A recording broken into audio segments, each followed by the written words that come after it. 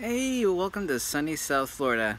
Here's a question that nobody posed in any YouTube photography channel.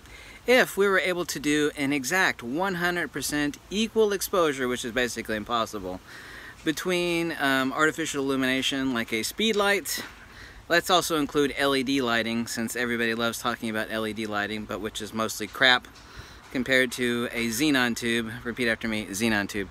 And natural light selection. Now we all know we want, for effect and obviously for compositional reasons, that nice orange evening or morning glow, but we're just talking about truly here the actual technical image, which of course it's an art, it's not technical. If it were technical, then it would be prison photos, right?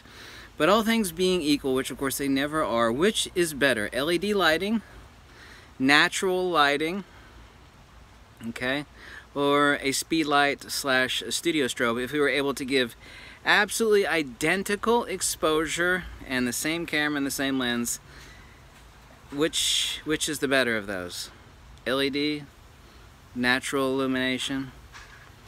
You'll even throw in a reflector, okay? Throw in a reflector up above someone's head to reflect light back in them to compress the dynamic range. Which is the better? Now they're all the exact same exposure. Well, the answer is it's the speedlight slash studio strobe. You have a lot of advantage. Of course, all flash photography is a double exposure technically. We have true tonality from a speedlight slash studio strobe. Ultimately, you're talking about a xenon tube. We have saturation, which is unparalleled by anything else. You can't do that with natural lighting, or cannot do that with LED lighting. You can't do that. You know what the T1 time on full saturation on a speed light is, or a studio strobe? Yeah, it's nearly instantaneous T1 time, full sensor saturation, as someone actually uses the bandsaw in the next building over from me. Yeah, wonderful. Thank you for running that bandsaw and jacking with my video.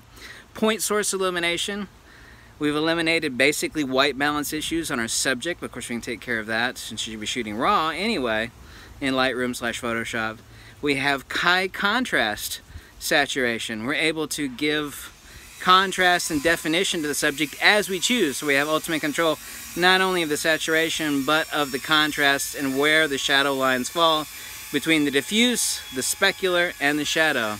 We have non-diffuse illumination. We have dynamic range compression where we can expose our ambient, i.e. our background, to whatever we want. Okay, it's like, well, now my subject's overexposed or underexposed. Well, who cares? You got a speed light or a studio strobe? You just expose your ambient however the hell you want.